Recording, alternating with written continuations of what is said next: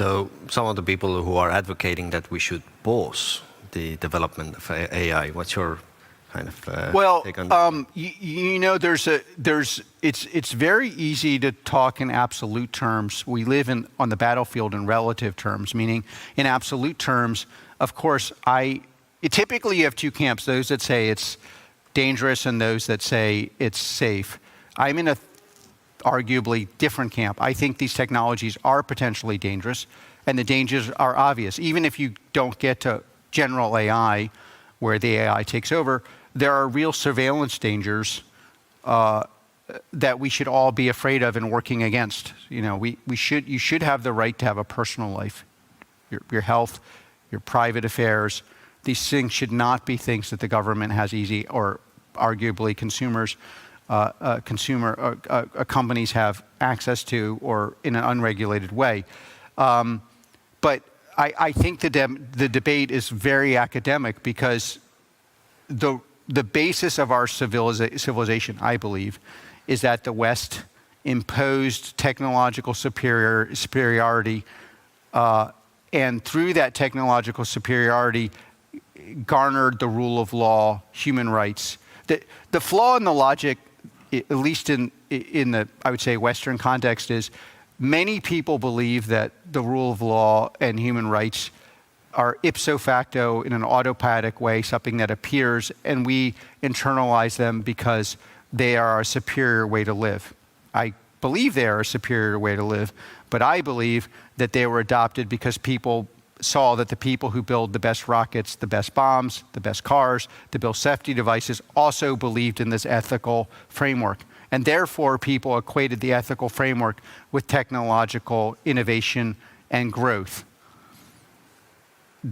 If you believe that, and those are a series of assumptions that most people I know do not believe, the logical consequence is that these technologies are dangerous, but we have to be ahead, because otherwise our adversaries will be ahead, and the framework that they want to live in is not a rule of law, not a human rights. For all the problems we have in the West, there are no other places where you can experience as little discrimination, as little bias, as little unfairness as Western countries. So I'm not saying we're perfect, but I do think we're the best imperfect societies that have ever existed. And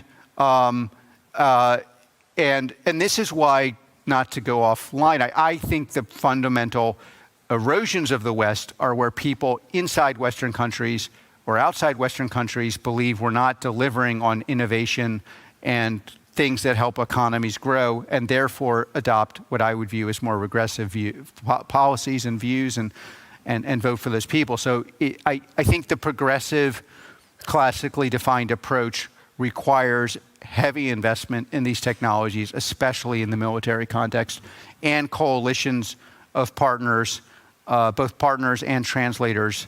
And I would say, if we're being optimistic, I've been saying this for 20 years and mostly got yelled at. Now I only get yelled at every 2 days, not every day. So I think people are moving towards this, not because of the persuasiveness of my arguments, but because of the persuasiveness of the actions of our adversaries, which always exploit weakness. So and there is no. We have a raging debate in America about all these issues, and my only simple point is you can be right on all the issues, but if you miss the point that our adversaries will always and ruthlessly exploit internal and external weakness, you've won every point, but you've lost the argument.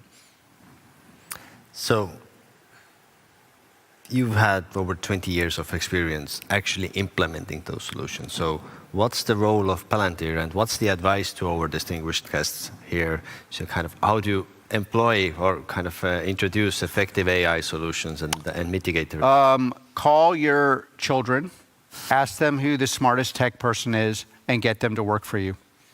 I can make look, I think our products are unique. We've proven they're unique. We're a successful company. You need accurate information. I could give you accurate information, but you might have trouble believing me because I'm also selling a product. So don't believe me. You have, and find the person, the best person you can find is the smartest person who's worked at a company that's world-class in this area.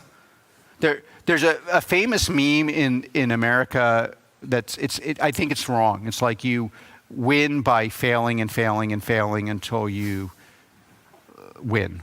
But in reality, you learn by being in an organization that's had major setbacks and then wins. And there's subtle difference. You don't really want to call the person who's had 50 failures. You want to call the person who's had a company or an organization that has had major setbacks and in the end won. And that you want to identify people who've been at those companies who you trust, so from your country, and you want to put them very close to you and ask them who's real, who's not. Because otherwise you're going to get a lot of conflicting interests and you're going to make the wrong decision about who to work with, what products to buy, what products to implement, who to avoid. So I know this is not, I know your jobs are to talk to everybody, and you do a great job of that. I'm here to tell you, identify a couple people and talk to them regularly.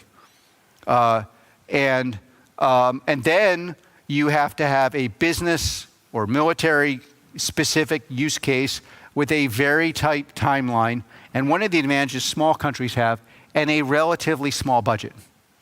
One of the dangers we have in big countries around this is we start, in the end, you will need sums that are real. But in the beginning, you need to identify the players that are real and have enough money just to get them going and to actually test what's working. You need to be personally involved. One of the mistakes we have, we're running out of time, but now we have it all over large organizations, not governments, but any large organization is, they're built for a hardware world. In the hardware world, you had the CEO and the tech person, and they didn't like each other. They avoided each other as much as possible, and then, but honestly, probably tried to get each other fired the whole time. And then you see who wins, and the only winner are the lousy results. The software world presupposes the person in charge gets involved in the tech issues. You don't have to be technical, but you have to understand what is the business, what is the military outcome we want, what is the timeline. Cut that timeline in half, because if the people are actually delivering a product, they're actually implementing, they need 10% of the time that they say they do. And flatten your hierarchy. Now, this isn't possible across a large organization tomorrow, but you can pick a subset of organization and start with accurate ingredients, who's good, who's not, flatten the hierarchy, define the business use case, cut the business time in it by at least 2, offer a small amount of money with a larger amount if it's successful, and run, don't walk. And you can have a world-class software-empowered organization. If you violate any of those steps, you will invariably spend a lot of money.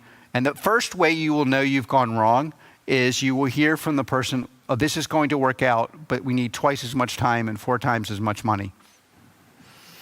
That's when you pull the plug.